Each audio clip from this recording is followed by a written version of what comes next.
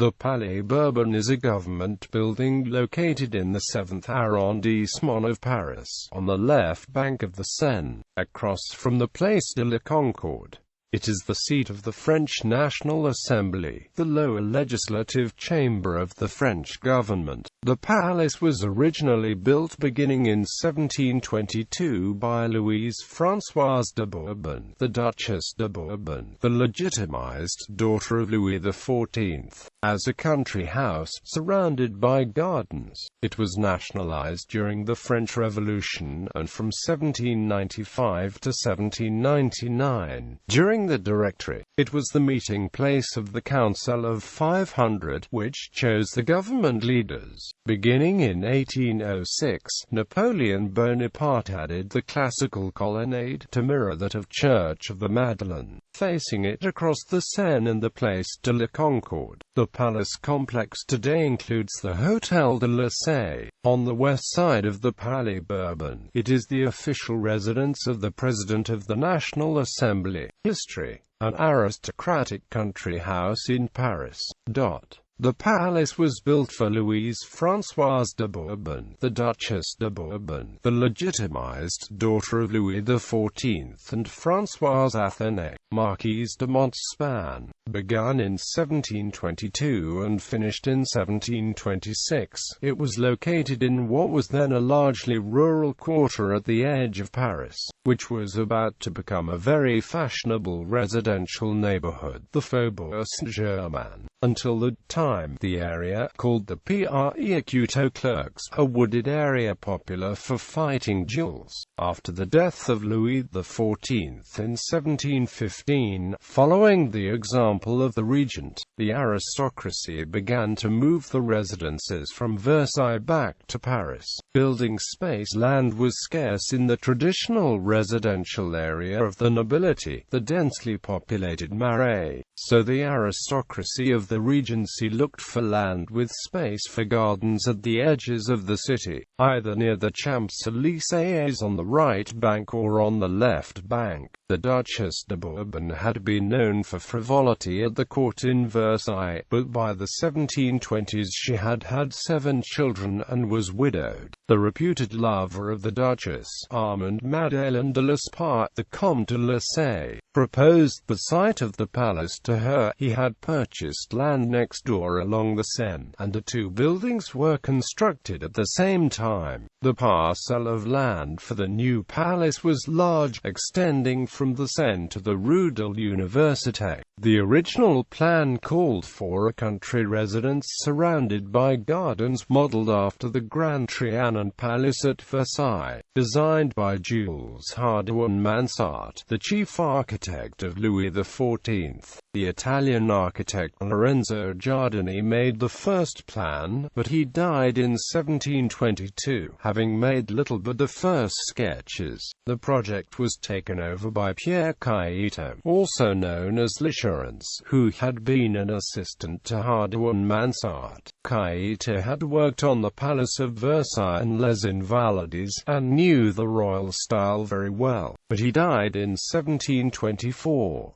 He was replaced by Jean Orbit, also a former assistant of Hardouin-Mansart. Orbit had built one of the grandest projects of the time, the stables of the royal residence at Chantilly. In the meanwhile, the construction of the neighboring Hôtel de la Seine had begun, following a plan by another noted architect, Jacques Gabriel, the designer of the buildings around the Place de la Concorde. Both buildings were finished in 1728. Both the Palais Bourbon and the Hôtel de la Seine were in the Italian style, with roofs hidden by balustrades and invisible from street level. The Palais Bourbon was in a U-shape. The main building was parallel to the Seine, with 2 wings enclosing a courtyard. The entrance to the courtyard and building was on the Rue de la Université. The entrance to the courtyard had an ornate archway, flanked by 2 pavilions. The Hôtel de la Seine was rectangular, and more modest in size. The 2 buildings had identical facades facing the Seine. The facades featured alternating columns and windows, and decoration on the themes of the seasons, the elements and fitting for the daughter of the Sun King, about Apollo. The space between the buildings, and between the buildings and the Seine, was filled with gardens. In addition to the large reception rooms, the interior of the house had many small salons which could be arranged for a variety of purposes. It also had a novelty for buildings of the period, corridors, so one could pass through the building without walking through the rooms. None of the original apartments of the Duchess survive. They were demolished in the subsequent remodelings. The Duchesse de Bourbon died in 1743, and de Lesseps died in 1750. The palace was purchased by Louis XV, who seems to have wished to include it in the plan of the new Palais Royal which he was building on the other side of the river. But in 1756 he sold it to grandson of the Duchess, Louis Joseph, Prince of Condé, who had been a military hero in the just concluded 7 Years' War. The prince decided to largely rebuild it, turning it from a country house into a monumental palace in the new classical revival style. With this end in mind, in 1768 he purchased the neighboring Hôtel de Lesseps, and planned to make the two buildings into one. A new plan was drawn by Marie-Joseph Peyre, whose style was based on archaeological studies of ancient Rome and Greece. Peyre's other neoclassical works included the Ode and Theatre. Several different architects were engaged in the project, including Jacques Germain Soufflot, Belisard and Charpentier. For the neoclassical palace of the prince, the entrance on Rue Université was replaced by a larger and more impressive gate, framed by a gallery of columns. The two wings of the building were extended, and a pavilion was created with apartments for one of his sons. An abundance of military decoration, including stucco sculptures of shields and weapons, was added to the vestibule, and are still visible today. The palace was only finished at the end of the 1780s, when the French Revolution swept away the old regime. The prince went into exile, and the two residences were confiscated by the state in 1792. The Revolution, Consulate and Empire. The first French National Assembly gathered without royal authorization on the 20th of June 1789 in the tennis court of the Palace of Versailles, the first step of the French Revolution, and in May 1793 moved to the empty theatre of the Tuileries Palace in Paris. The aristocracy fled into exile, and the Palais Bourbon and Hôtel de Lesseps, like the Luxembourg Palace, Élysée Palace and Hôtel Matignon, were nationalized, and used for government functions. The stables of the Palais became the headquarters of the administration of military transport, while the Palais Bourbon became in 1794 the Central School of Public Works, which later became, under Napoleon, the École Polytechnique, the famous military engineering school. In 1793 and 1794 the revolution reached its peak of fury, under the convention led by Robespierre and Saint-Just. The two leaders of the terror were arrested and executed on the 28th of July 1794, and a new government, the Directory, took power. On the 23rd of September 1795 a new constitution was adopted, which called for a parliament with two chambers, the Council of the 500, the future National Assembly, and the Council of the Ancients. The Council of the 500 was given the Palais Bourbon as its future meeting place. The new government commissioned the architects Jacques-Pierre Gisors and Emmanuel Cherubin Leconte to turn the apartments of the palace along the Seine into a suitable meeting chamber. The chamber they designed was in the shape of a hemicycle, similar to a Roman theatre. It was covered with a cupola modeled after that of the amphitheatre of the Academy of Surgery, located not far away in Saint-Germain-des-Prés, which had been built between 1769 and 1774. The first session of the council took place on the 21st of January 1798.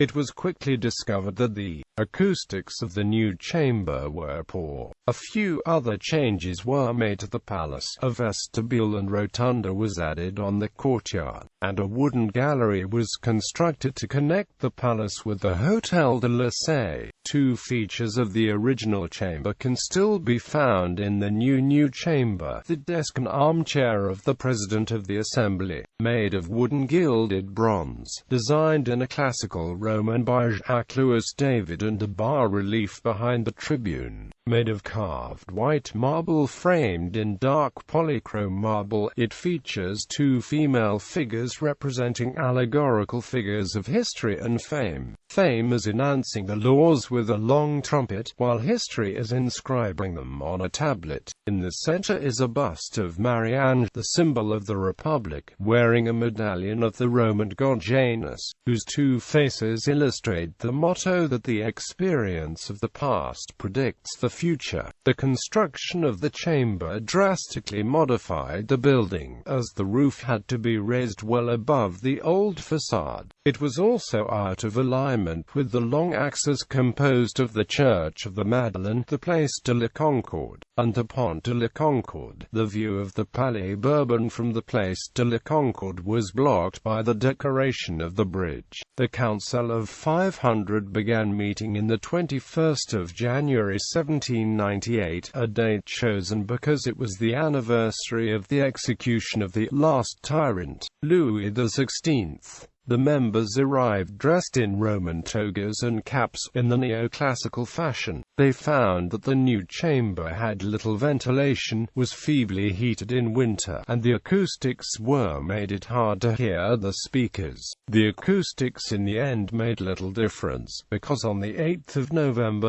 1799, Napoleon Bonaparte organized a coup d'etat and seized power from the Council of 500, then meeting at the Château of Saint-Cloud. Napoleon formed a new legislature. Thereafter, a new legislature, the Corps Legislatif, was formed, whose only duty was to listen to an annual speech by Napoleon, the new first consul, and to adopt the laws proposed by the Council of State, and debated by another new body, the Tribunate.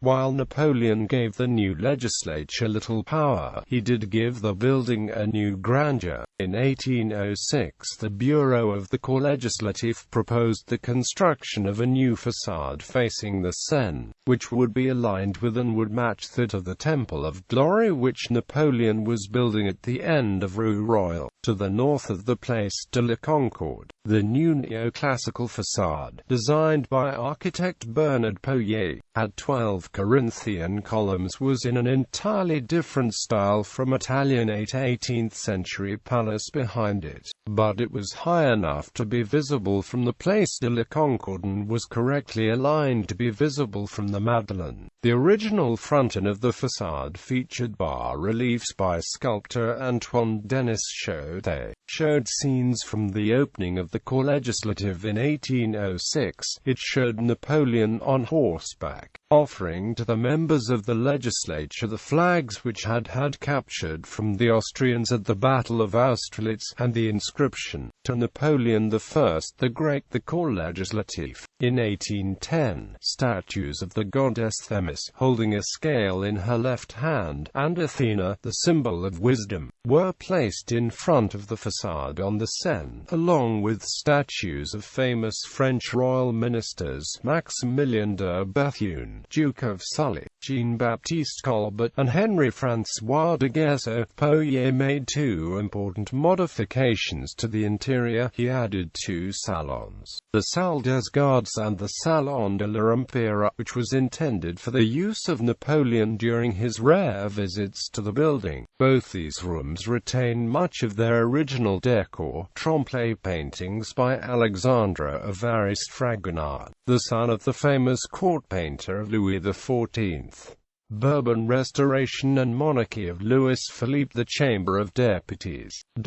After the fall of Napoleon in 1814, the Bourbon monarchy was restored under Louis XVIII, but preserved some of the democratic institutions begun during the Revolution. The new government, like the Directory, featured a legislature with two houses, the Chamber of Deputies and the Senate. The Palais Bourbon was formally returned to its aristocratic owner, the Prince de Condé, who had returned from exile. However, the building had been so modified it was impossible to use as a residence. The prince rented a large part of the palace to the new Chamber of Deputies. The first modification made by the new government, in July 1815, just a month after Napoleon's final defeat at Waterloo, was to erase the inscription to Napoleon, the 5 bas-reliefs and the numerous N's and eagles that had been carved on the facades. The bas-relief featuring Napoleon on Tennessee the Seine facade was replaced by a plaster bas-relief by Alexandre Évariste Fragonard of Louis XVIII signing the Charter of 1814, the founding document of the new government. The Chamber of Deputies continued to rent the space until 1827, when it finally bought the building from the heir of the Prince de Condé in 1827, for 5,250,000 francs.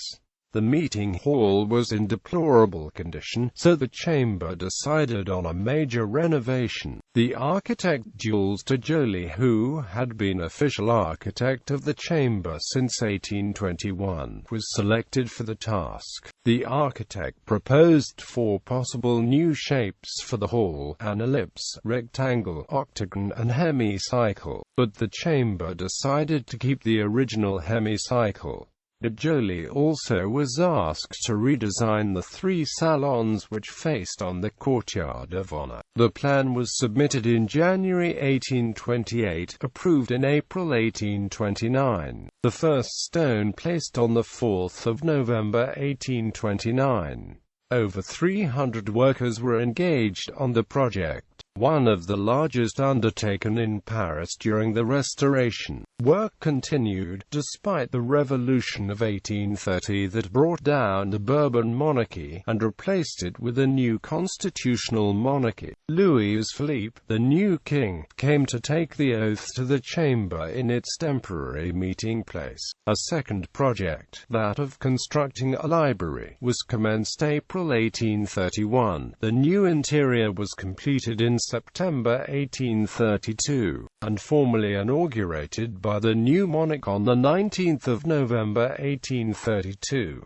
The meeting hall of the deputies kept the same hemicycle form, but the floor was lowered, giving greater height to the ceiling, and increasing the height of the tribune and the desk of the president. A colonnade and balconies, in the form of an arch of triumph, was constructed behind the tribune, giving the appearance of a theatrical stage. The central panel above and behind the tribune was occupied by a large painting of Louis-Philippe taking his oath before the assembly. Niches were constructed on either side of the tribune, with statues of Liberty and Public Order by Pradet. The 4 columns of the arch were decorated with statues representing force, justice, prudence and eloquence. The plan by Joly also turned the building around. Under Napoleon, the main entrance, where the emperor entered for his annual address, was on the Seine, under the Grand Colonnade. Under the new plan, the main entrance was placed on the courtyard of honor, where a delegation of deputies met the new monarch, Louis-Philippe,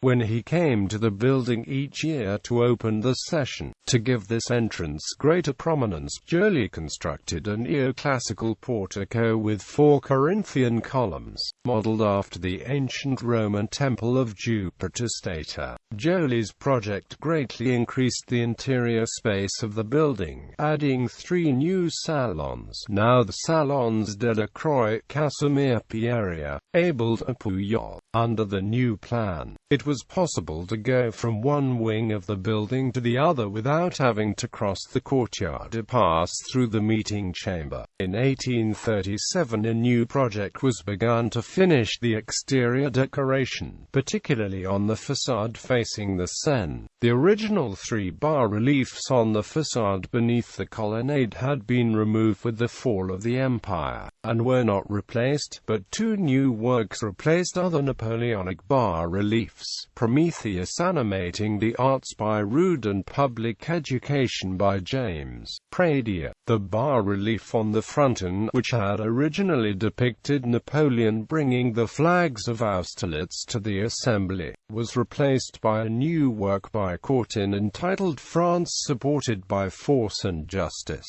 For the new entry portico on the Court of Honor, Joly commissioned two new statues by Galliard, titled France and Liberty. These two statues were not installed until 1860, under Napoleon III, and were given new names: Force and France deposits her ballad in the voting urn. The interior minister of Louis Philippe, and future president of France, Adolphe Thiers, oversaw the interior decoration of the Assembly. He selected a promising young painter, Eugène Delacroix, just 25 years old, to paint murals for the Salon of the King, though the King, Louis-Philippe, in fact detested Delacroix's style. Between 1833 and 1838 Delacroix created a series of allegorical figures representing justice, truth, prudence, war, industry, and agriculture. The murals are preserved in what is now called the Salon Delacroix. Another salon, known as the Salon de la Paix,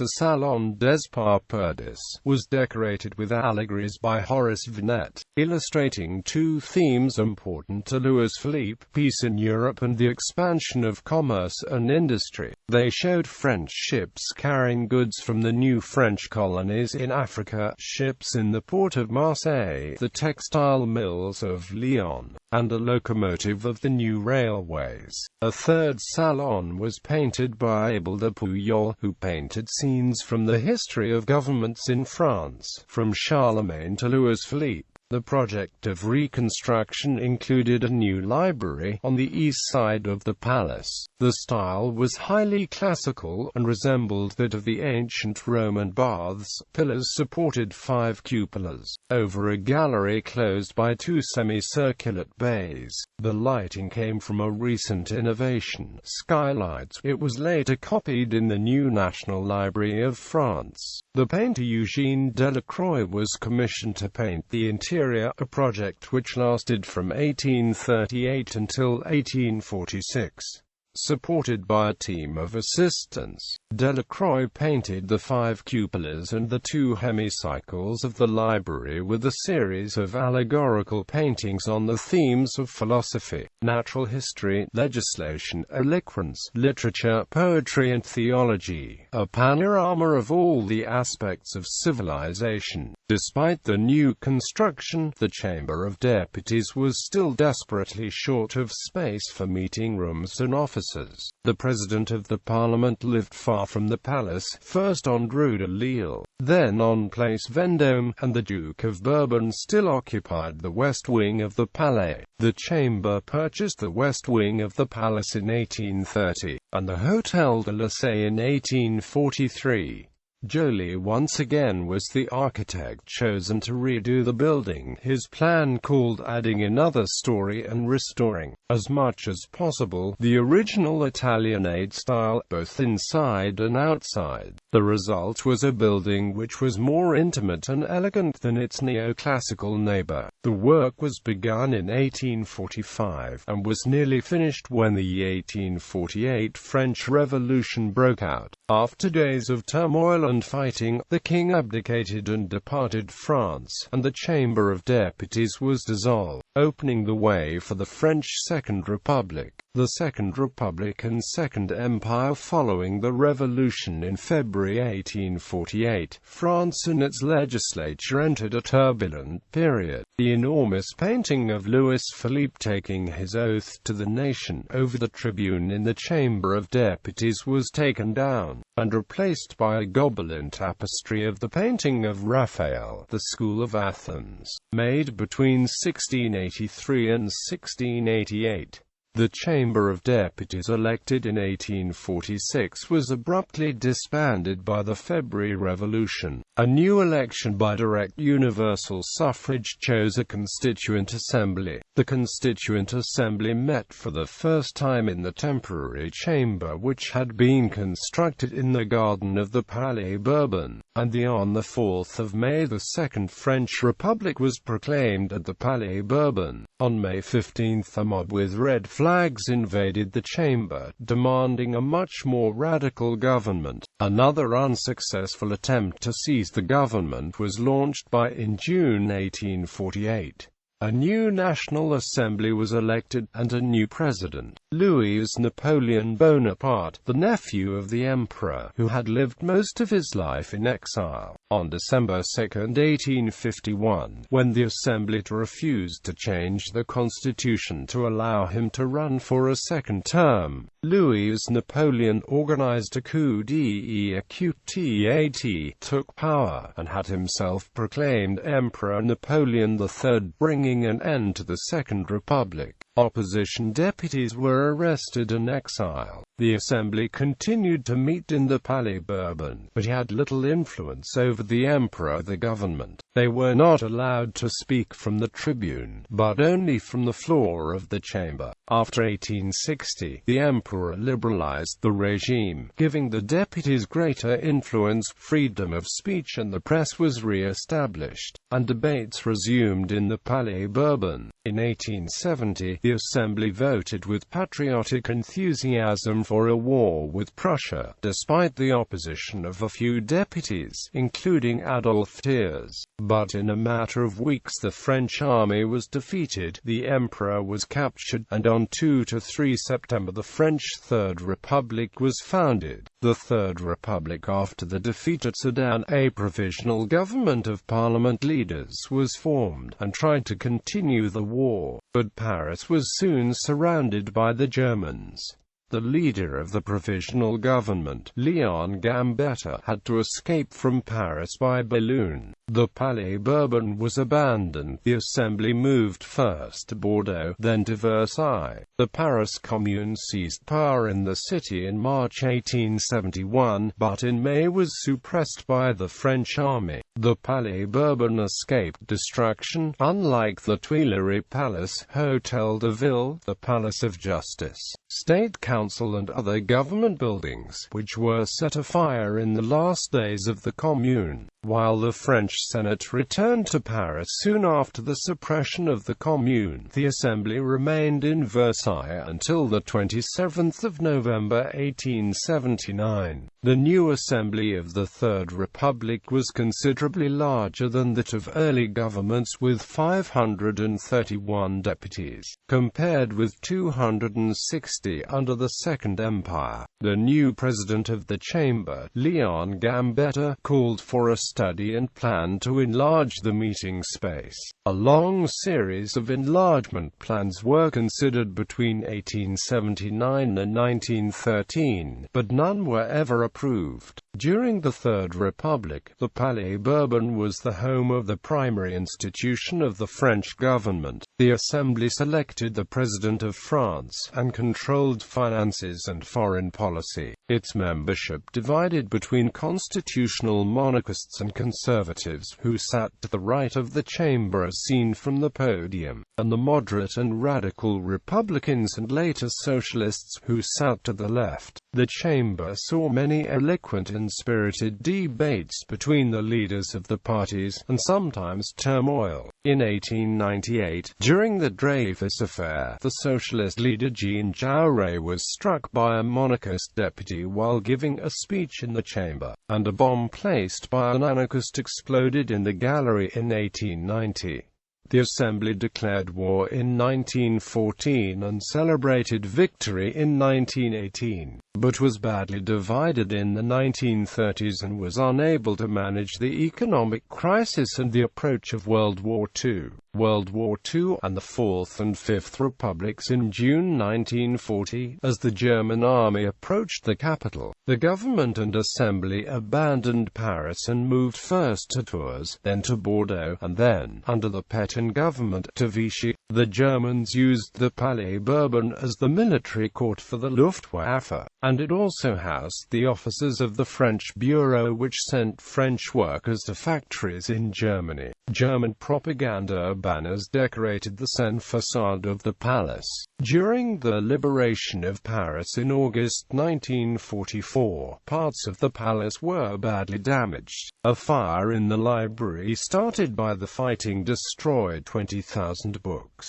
The French Fourth Republic was founded by the adoption of a new constitution in 1946, and brought new technology to the Palais Bourbon, including the first microphones for speakers, but featured a large number of political parties and unstable coalitions which frequently collapsed. The Algerian crisis of 1956 brought an end to the Fourth Republic, the approval of a new constitution, and the adoption of the French Fifth Republic, still in existence today.